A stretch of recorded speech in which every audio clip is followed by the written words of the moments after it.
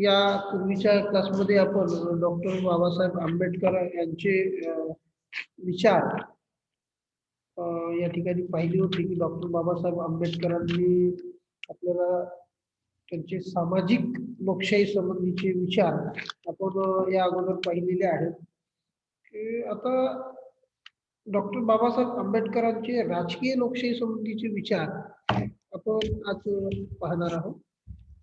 तर आंबेडकरांनी आपल्या राजकीय लोकशाहीच्या विचारामध्ये मानवी हक्क आणि त्यांच्या संरक्षणाला महत्वाचे स्थान दिले. म्हणजे की समाजामध्ये जे मानवाचे हक्क असतात, मानवी हक्क ज्याला म्हणतात आपण, मानवी हक्कांच्या संदर्भामध्ये डॉक्टर बाबासाहेब आंबेडकरांनी करांना हे माहित होतं की जोपर्यंत माणसाला त्याचे हक्क आणि त्या हक्कांचं संरक्षण होणार नाही तोपर्यंत आपल्याला किंवा मानवाला त्यांची प्रगती करता येणार नाही. आणि म्हणून डॉक्टर बाबासाहेब आंबेडकरांनी मानवी हक्कांना प्रथम किंवा त्यांचं संरक्षण कशा पद्धतीने होईल मानवी हक्कांचं, म्हणजे जसं आपण एखाद्या वेळेस पाहतो की एखाद्यावर अन्याय झाला असेल तर तो काय करतो की तो अन्याय दूर करण्यासाठी पोलीस स्टेशन मध्ये जातो आणि मग त्याच्यावर आपल्यावर झालेला अन्याय कशा पद्धतीने दूर करता येईल, किंवा आपण म्हणतो की एखाद्याचं शेती बळकावली असेल किंवा एखाद्याचा हे झालं असेल तुम्ही कोर्टात जातो, कोर्टात जाऊन आपल्यावर जो अन्याय झाला असेल तो दूर करतो. म्हणजे काय झालंय की या अधिकारांना किंवा मानवी हक्कांना कायद्याचं पाठबळ दिलेलं आहे, संरक्षण दिलेलं आहे. आणि या मानवी हक्कांच्या संरक्षणाला डॉक्टर बाबासाहेब आंबेडकर यांनी महत्वाचं स्थान दिलेलं आपल्याला दिसतं. आणि म्हणून डॉक्टर बाबासाहेब आंबेडकरांनी आपल्या राजकीय लोकशाहीमध्ये सर्वात महत्वाचं म्हणजे मानवाच्या हक्कांच्या संरक्षणाला महत्वाचं स्थान दिलेलं आपल्याला दिसतं. मग त्यांचं म्हणणं असं होतं की राजकीय लोकशाहीची उभारणी 4 घटकांवर होत असते किंवा 4 गृहीतकांवर होत असते. ते म्हणजे व्यक्ती हे एकमेव साध्य आहे. पहिलं गृहीतक की व्यक्ती हे एकमेव साध्य आहे. दुसरं जे आहे की व्यक्तीला काही अदेय हक्क असतात व संविधानाने त्या हक्काची हमी त्याला दिलीच पाहिजे. जसं काही अदेय हक्क, अदेय हक्क कशाला म्हणायचं की जे हक्क आपण दुसऱ्याला देऊ शकत नाही त्याला अदेय म्हणतात. आणि देय म्हणजे काही हक्क असतात जे आपण दुसऱ्याला देतो त्याला म्हणतात देय हक्क. जसं उदाहरणार्थ आपला आपण एखाद्या याच्यावर आहे, एखाद्या प्रमुख पदावर असताना आपल्याला जे अधिकार त्या पदावर असताना असतात ते जर अधिकार आपण दुसऱ्याला दिले की तू आज हे अधिकार आज तुला दिले आहेत, तू ते काम करून घे, असं जेव्हा म्हणतो आपण तेव्हा त्याला म्हणतात की ते अधिकार देय आहेत. परंतु अदेय अधिकार असतात काही की जे देऊ शकत नाही.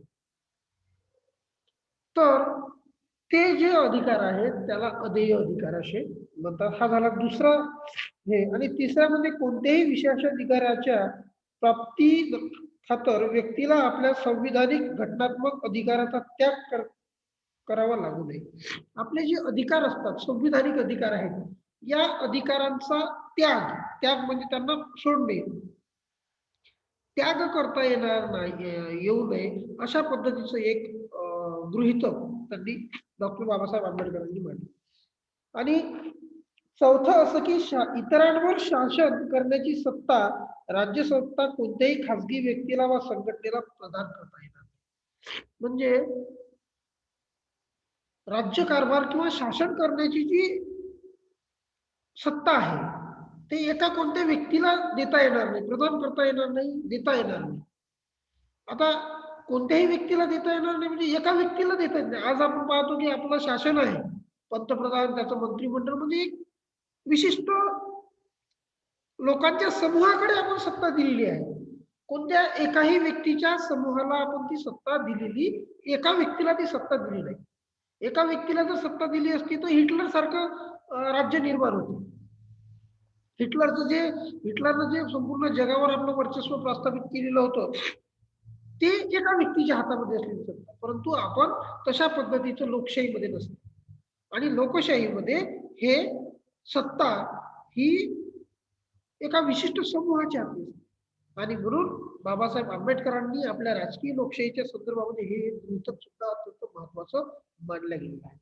आणि म्हणून मग जी हुकुमशाही, जसं मी तुम्हाला हिटलरचं सांगितलं, ती हिटलर सारखी हुकुमशाही निर्माण होऊ नये यावर डॉक्टर बाबासाहेब आंबेडकर म्हणतात की त्यासाठी भारतामध्ये लोकशाही प्रस्थापित होऊन ती मजबूत झाली पाहिजे. आणि म्हणून डॉक्टर बाबासाहेब आंबेडकरांनी हुकुमशाहीचा पूर्णपणे विरोध केलेला आपल्याला दिसतो. त्यानंतर काही शासन प्रकार असे असतात की जे मानवी हक्कांना पायदळी तुडवतात. जसं मी हुकुमशाही म्हटलंय तुम्हाला, तो हिटलर कोणालाच ऐकायचा नाही, त्यात तो म्हणेल तोच कायदा. अशा पद्धतीची व्यवस्था, अशा पद्धतीची शासन प्रणाली कुठंच येऊ नये असं डॉक्टर बाबासाहेब आंबेडकरांना वाटायचं. आणि म्हणून त्यांनी लोकशाहीचं समर्थन केलं. आणि राजकीय विचार सांगत असताना ते असे म्हणतात की लोकशाही हे सर्वश्रेष्ठ शासन आहे. सर्व नागरिकांना समान संधी ही लोकशाहीमध्येच मिळते. सर्व नागरिकांच्या हक्कांचं संरक्षण हे लोकशाहीमध्येच होते. सर्व नागरिकांना आपल्या विकासाची समान संधी ही लोकशाहीमध्येच प्राप्त होत असते, असं डॉक्टर बाबासाहेब आंबेडकरांना वाटते. आणि म्हणून लोकशाहीचे सुद्धा दोन वेगवेगळे भाग आहेत. संसदीय लोकशाही, अध्यक्षीय लोकशाही, अशा पद्धतीचे लोकशाहीचे सुद्धा आपल्याला प्रभाग म्हणजे प्रकार असलेले दिसतात. तर यामध्ये संसदीय लोकशाही आणि अध्यक्षीय लोकशाही. आता अध्यक्षीय लोकशाहीमध्ये तुम्हाला माहित आहे राष्ट्राध्यक्ष हा प्रमुख असतो. जसं उदाहरणार्थ अमेरिकेमध्ये अध्यक्षीय लोकशाही आहे. संसदीय लोकशाही भारतामध्ये आहे. म्हणून डॉक्टर बाबासाहेब आंबेडकरांनी संसदीय लोकशाहीचा पुरस्कार केला. त्यांना संसदीय लोकशाही योग्य वाटत होती. विशेष प्रकारचा भर त्यांनी संसदीय लोकशाहीवर दिला, कारण घटना समिती आणि त्यापूर्वी 1942च्या पूर्वी डॉक्टर बाबासाहेब आंबेडकरांनी संसदीय लोकशाहीची विचार मांडले होते. स्टेट अँड मायनॉरिटीज या आपल्या पुस्तकात त्यांनी संसदीय कार्यपालिकेपेक्षा अन्य लोकशाही प्रकारची कार्यपालिका भारताला योग्य ठरेल असे म्हटले आहे. आणि म्हणून याचा अर्थ भारतासाठी संसदीय लोकशाही योग्य ठरेल काय याबाबत ते सुरुवातीला त्यांच्या मनामध्ये शंका होती की भारतामध्ये संसदीय लोकशाही योग्य ठरेल की अयोग्य ठरेल. बऱ्याच अंशी विचारमत मांडल्यानंतर त्यांना म्हटलं की नाही, संसदीय लोकशाही हीच योग्य राहील भारतासाठी. आणि म्हणून त्यांनी संसदीय लोकशाहीचा पुरस्कार केला. या संसदीय लोकशाहीमध्ये बऱ्याच गोष्टी आणि वेगवेगळ्या माध्यमातून नियंत्रण सुद्धा प्रस्थापित होत असते, हे सुद्धा डॉक्टर बाबासाहेब आंबेडकरांना माहित होतं. वेगवेगळ्या स्तरावरून त्या ठिकाणी वर्चस्व निर्माण किंवा नियंत्रण प्रस्थापित केल्या जाऊ शकते शासनावर, हे सुद्धा डॉक्टर बाबासाहेब आंबेडकरांना या संसदीय लोकशाहीमध्ये आवडलं. आणि म्हणून तसंच लोकशाहीमध्ये किंवा याच्यामध्ये विरोधी पक्ष, वृत्तपत्रे व निवडणुका हे महत्वाचे घटक ह्या लोकशाहीमध्ये असतात. आणि म्हणून निवडणुका असो किंवा वृत्तपत्र आहेत, त्याच्यानंतर जे पक्ष, राजकीय पक्ष, प्रादेशिक पक्ष, हे जे पक्ष आहेत, विरोधी पक्ष, सत्ताधारी, जे काही हे असेल, ह्या सगळ्या गोष्टी लोकशाहीमध्ये असतात. सत्तेवर येणारा एक पक्ष असतो, तर त्याला विरोध करणारा विरोधी पक्ष सुद्धा असतो. विरोध करणारा म्हणजे त्यांच्या बेकायदेशीर किंवा अनैतिक कार्यांवर नियंत्रण प्रस्थापित करणारा पक्ष म्हणजे विरोधी पक्ष. त्यांनी कोणतं चुकीचं धोरण राबवित असेल, सत्तारूढ किंवा सत्ताधारी पक्ष हा जर किंवा शासन जर चुकीचं निर्णय घेत असेल, तर त्या चुकीच्या निर्णयाचा विरोध करण्यासाठी विरोधी पक्ष हा महत्वाचा असतो. आणि तो विरोधी पक्ष हा लोकशाहीमध्ये असतो आणि म्हणून डॉक्टर बाबासाहेब आंबेडकरांना ह्या लोकशाही अत्यंत महत्वाची वाटते, की ज्या लोकशाहीमध्ये शासनावर नियंत्रण ठेवणारी यंत्रणा सुद्धा अस्तित्वात असते. हुकुमशाही सारख्या व्यवस्थेमध्ये अशा प्रकारची कुठलीच व्यवस्था नाही राहत. आणि म्हणून लोकशाही ही अत्यंत महत्वाची शासन प्रणाली डॉक्टर बाबासाहेब आंबेडकरांना वाटते आणि म्हणून ते राजकीय लोकशाहीचा पुरस्कार करताना आपल्याला दिसतात. त्यानंतर काही काही वेळा अशा अशा सुद्धा बाबी असतात की लोकशाही बरोबरच सामाजिक, आर्थिक आणि राजकीय ह्या बाबींचा सुद्धा एकमेकांशी समन्वय साधण्याचा हे होत असतो. आणि म्हणून राजकीय लोकशाही, सामाजिक लोकशाही आणि त्याचबरोबर ज्या लोकशाहीच्या हे असेल त्या लोकशाहीतला संसदीय लोकशाही अत्यंत महत्वाचे घटक असतात या संसदीय लोकशाहीमध्ये. वृत्तपत्र, निवडणुकांच्या माध्यमातून दर 5 वर्षाला निवडणुका होतात. मग त्या निवडणुकांच्या माध्यमातून जो योग्य कार्य करणाऱ्या व्यक्तीला त्या शासन कारभाराची सूत्र सोपवली जातात. संसदीय लोकशाहीमध्ये अशा पद्धतीची व्यवस्था ही अत्यंत चांगल्या पद्धतीची व्यवस्था म्हणून डॉक्टर बाबासाहेब आंबेडकरांना ही संसदीय लोकशाहीचा पुरस्कार डॉक्टर बाबासाहेब आंबेडकरांनी केलेला आहे. तसेच जे काही शासन असेल किंवा शासनाच्या चुकीच्या धोरणांवर टीका करण्याचा अधिकार सुद्धा लोकशाहीमध्ये मिळत असतो. संसदीय लोकशाहीमध्ये शासनाच्या विरोधी धोरणावर टीका करण्याचा अधिकार सुद्धा मिळतो. आणि म्हणून डॉक्टर बाबासाहेब आंबेडकरांनी या संसदीय लोकशाहीचा पुरस्कार केला, या संसदीय लोकशाहीचा स्वीकार केलेला आपण दिसतो. तसंच लोकशाहीमध्ये शांततापूर्ण मार्गाने संपूर्ण कार्य पार पाडली जातात. मानवी हक्कांचं संरक्षण केलं जाते. मानवी विकासासाठी संपूर्ण कार्य हे लोकशाहीमध्ये संपूर्ण पोषक वातावरण ह्या संसदीय लोकशाहीमध्ये असते आणि म्हणून संसदीय लोकशाहीचा पुरस्कार हा डॉक्टर बाबासाहेब आंबेडकरांनी केलेला आहे.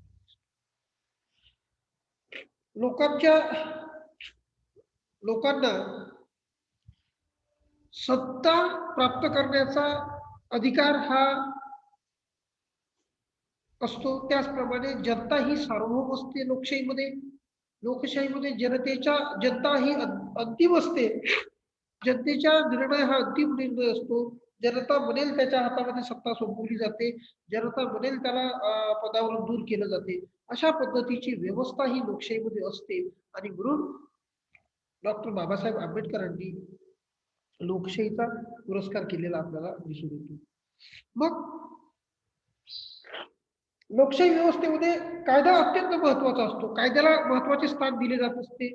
असं डॉक्टर बाबासाहेब आंबेडकर म्हणतात की लोकशाहीमध्ये कायद्याला महत्वाचं स्थान दिलं आहे. कुठल्याच प्रकारची व्यवस्था ही लोकशाहीमध्ये अपरिहास करत नाही.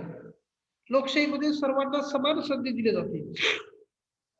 सर्वांना कायद्यासमोर समान लेखलं जातं. मग तो श्रीमंत असो, गरीब असो की कोणताही व्यक्ती असो. कायदा हा सर्वांसाठी सारखा हा लोकशाहीचा महत्वाचा गुण आहे. आणि म्हणून डॉक्टर बाबासाहेब आंबेडकरांनी आपल्या लोकशाही व्यवस्थेमध्ये कायद्याला समान स्थान दिले गेलेलं आहे आणि म्हणून कायद्यासमोर सर्व लोक समान आहेत. लोकशाहीत अत्यंत महत्वाचं स्थान हे कायद्याला दिले गेलेलं आहे. लोकशाही व्यवस्थेत कायदा हा सर्वांना समान आहे, हितकारक आहे, मानवी विकासाला पोषक आहे असं डॉक्टर बाबासाहेब आंबेडकरांना वाटते. आणि म्हणून डॉक्टर बाबासाहेब आंबेडकरांनी कायद्याचं समर्थन केलं. त्याचबरोबर लोकशाहीमध्ये ज्या काही बाबी असतात त्या बाबींचं समर्थन करताना ते दिसतं की कायद्याचं पाठबळ जर या लोकशाहीला मिळालं तर त्यामध्ये लोकांच्या संपूर्ण गरजा ह्या पूर्ण होतील. लोकांवर होणारा अन्याय हा दूर होईल. अन्याय होणार नाही आणि झालाच तर कायद्यानुसार त्याला समान लेखलं जाईल. मग तो गरीब असो श्रीमंत की सर्वांना समान लेखलं जाईल अशा पद्धतीची व्यवस्था ही लोकशाहीमध्ये असते आणि म्हणून बाबासाहेब आंबेडकरांना त्या लोकशाहीच्या संदर्भामध्ये तसेच लोकशाहीचा निकोप वाढीसाठी संघटित आणि शिस्तबद्ध राजकीय पक्षाची सुद्धा गरज असते असं सुद्धा डॉक्टर बाबासाहेब आंबेडकरांना वाटतं. कारण जोपर्यंत राजकीय पक्ष अस्तित्वात येणार नाही तोपर्यंत लोकांना योग्य काय आणि अयोग्य काय हे कळणार नाही. एखादा व्यक्ती एखादी संघटना जोपर्यंत समाजाच्या लोकांच्या विकासासाठी पुढे येणार नाही एखादा पक्ष जोपर्यंत समाजाच्या विकासासाठी पुढे येणार नाही तोपर्यंत त्या समाजाचा सुद्धा विकास होऊ शकतो. म्हणून लोकशाहीच्या विकासासाठी लोकशाहीला जर विकसित करायचं असेल तर राजकीय पक्ष आवश्यक आहे असं डॉक्टर बाबासाहेब आंबेडकरांना वाटते. काही पक्ष हे सत्ताधारी म्हणतील तर काही पक्ष हे विरोधामध्ये राहतील. म्हणून लोकशाहीमध्ये पक्षाचं अत्यंत महत्वाचं स्थान आहे. जर एक पक्ष सत्तेवर असेल तर दुसरा पक्ष दुसरा पक्ष हा त्यांच्यावर नियंत्रण ठेवण्याचं कार्य करत असतो आणि म्हणून राजकीय पक्ष हे सत्तेधारी राजकीय पक्ष हे लोकशाहीमध्ये महत्वाचे आहेत असे डॉक्टर बाबासाहेब आंबेडकरांना वाटते. मग परंतु या संपूर्ण घटकांच्या माध्यमातून लोकशाहीचा विकास होत असतो. या विकासाच्या आधारावरच म्हणून बाबासाहेब आंबेडकरांना लोकशाही संसदीय लोकशाहीचा त्यांनी स्वीकार केला. त्यांना ती संसदीय लोकशाही योग्य वाटत होती. परंतु या लोकशाहीच्या विकासामध्ये काही घटक असे असतात की ते त्या लोकशाहीच्या विकासाच्या आड येणारे घटक असतात. त्याच्यामध्ये आपल्याला सांगता येईल की संसदीय पद्धती भारतीयांसाठी नवीन आहे. कारण भारतीयांना ही पद्धती माहीत नव्हती. म्हणून त्या संसदीय लोकशाहीच्या यशाच्या आडवी येणारी ही एक बाब महत्वाची आहे असं वाटतं. ही बाब डॉक्टर बाबासाहेब आंबेडकरांना पहिलीच माहित होती. जरी आपण संसदीय लोकशाहीचा स्वीकार करत असलो भारतामध्ये तरीही या लोकशाहीच्या विकासाच्या यशाच्या आडमध्ये यशाच्या आड काही गोष्टी येऊ शकतात. त्याच्यामुळे या संसदीय लोकशाहीचा विकास भारतामध्ये होण्यास वेळ लागेल किंवा होईल किंवा नाही याची शाश्वती डॉक्टर बाबासाहेब आंबेडकरांना तेव्हा नव्हती. पहिली गोष्ट म्हणजे की या लोकांना ही शासन पद्धती नवीन आहे. ती पद्धती त्यांना समजेल किंवा नाही, त्या पद्धतीचा ते चांगल्या पद्धतीने स्वीकार करतील किंवा नाही. दुसरं असं की संसदीय लोकशाहीत घडून येणारे परिवर्तन हे आहे ते परिवर्तन लोक सहजासहजी जे परिवर्तन घडून येतात ते परिवर्तन लोकांना स्वीकृत राहतात. कायद्यासमोर आपण सर्वांना समान हे लोकशाहीचे तत्व आहे.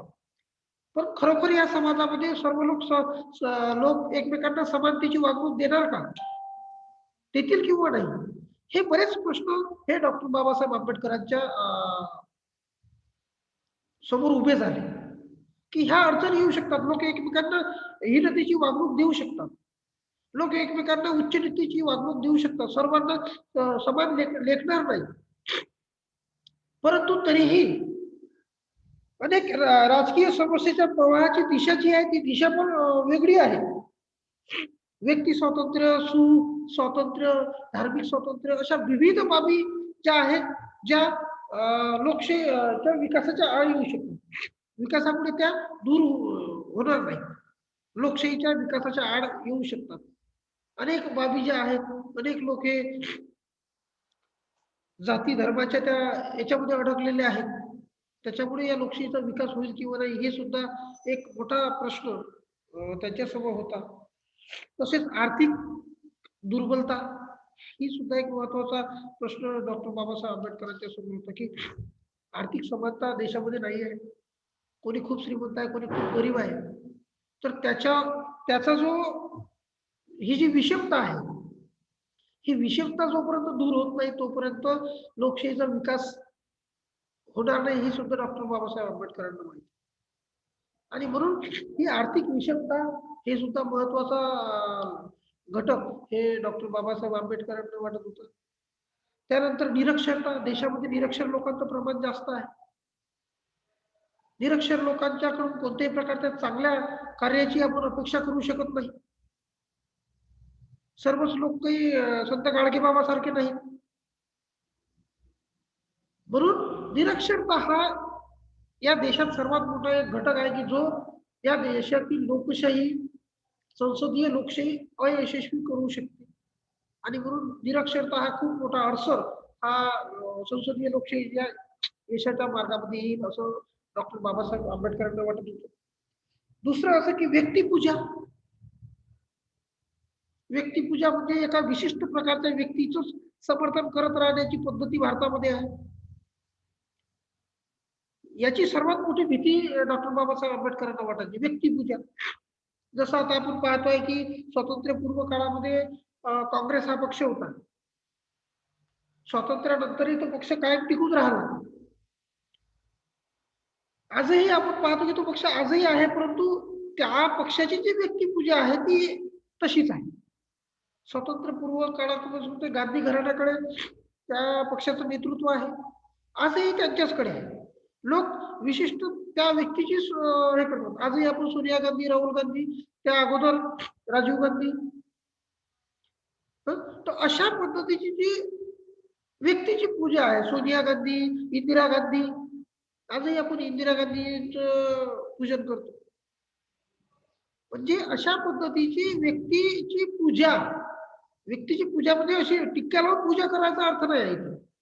व्यक्तिपूजा म्हणजे एकाच व्यक्तीच्या, एकाच घराण्याच्या मागे आपण सातत्याने राहणे, अशी व्यवस्था ही लोकशाहीमध्ये आहे.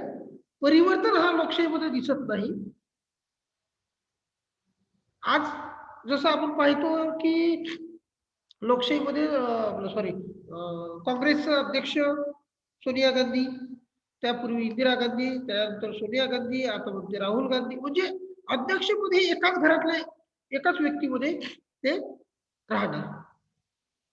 परंतु काही पक्ष असे असतात की जे व्यक्तिपूजेला मानत नाही. व्यक्तिपूजा म्हणजे एकाच व्यक्तीचं त्या ठिकाणी हे होत नाही. जसं आता उदाहरणार्थ पहा, तुम्हाला आताच येईल मागच्या वेळेस जसं बीजेपीचं अध्यक्ष पहिले वेगळे, दर याच्यानुसार तिथं अध्यक्ष बदलत राहतो पक्षाचे. अमित शहाच्या पूर्वी राजनाथ सिंग, त्याच्यापूर्वी ते हे वाजपेयी, त्याच्यानंतर असे अनेक लोक त्या पक्षाचे अध्यक्ष होऊन गेले. सातत्याने ते परिवर्तन होत असते, अध्यक्षपद बदलत असते. त्या ठिकाणी व्यक्तिपूजा दिसत नाही. एखाद्या विशिष्ट व्यक्तीच त्या ठिकाणी हे होत नाही. म्हणून व्यक्तिपूजा हा एक महत्वाचा भाग त्या ठिकाणी असतो. त्यामुळे लोकशाही यशस्वी होणार नाही असं सुद्धा डॉक्टर बाबासाहेब आंबेडकरांना वाटते. आणि विवेकपूर्ण लोकमताचा अभाव हा लोकशाहीचा सर्वात मोठा दोष किंवा सर्वात मोठी अडचण असेल असंही त्यांना वाटते. की लोक विचार करून त्या ठिकाणी शासन हे करत नाही. लोक विचार करत नाहीत की नेमकं काय करायचं राहते. लोकांना या पद्धतीचं हे राहत नाही आणि म्हणून त्या ठिकाणी आपण लोकशाहीचं एक हे झालेलं दिसते की नेमकं कोणत्या पद्धतीचं आपण हे केलं पाहिजे, नेमकं कशा पद्धतीने आपण हे झालं पाहिजे, अशा पद्धतीचं एक वास्तविक कार्य हे लोकशाहीमध्ये डॉक्टर बाबासाहेब आंबेडकरांना अपेक्षित होतं. आणि म्हणून डॉक्टर बाबासाहेब आंबेडकर हे लोकशाही, संसदीय लोकशाहीचा पुरस्कार करणारे एक आहेत असं म्हणावं लागेल. अशा पद्धतीने आजच्या या क्लासमध्ये आपण लोकशाही, डॉक्टर बाबासाहेब आंबेडकरांचे राजकीय लोकशाही संबंधीचे विचार पाहिलेले आहेत. हे विचार इथे संपले. याच्यानंतरच्या क्लासला आपण त्यांचे न्याय संबंधीची संकल्पना जी आहे ती संकल्पना पाहू. आज डॉक्टर बाबासाहेब आंबेडकरांच्या कार्याची महान गाथा म्हणून आज 26 नोव्हेंबर हा दिवस आहे. या दिवशी डॉक्टर बाबासाहेब आंबेडकरांनी संविधान दिन, आजचा दिवस संविधान दिन म्हणून आपण साजरा करतो. तर सर्व तुम्ही विद्यार्थ्यांना आज संविधान दिनाच्या हार्दिक शुभेच्छा. डॉक्टर बाबासाहेब आंबेडकर हे मसुदा समितीचे अध्यक्ष असताना त्यांनी भारताची राज्यघटना बनवली. त्या राज्यघटनेचा स्वीकार आज आपण आजच्या दिवशी 26 नोव्हेंबर 1949 रोजी आपण ते हे केला आज. म्हणून संविधान दिनाच्या तुम्ही सर्व विद्यार्थ्यांना हार्दिक शुभेच्छा आणि आजचा क्लास आपण या ठिकाणी संपवू.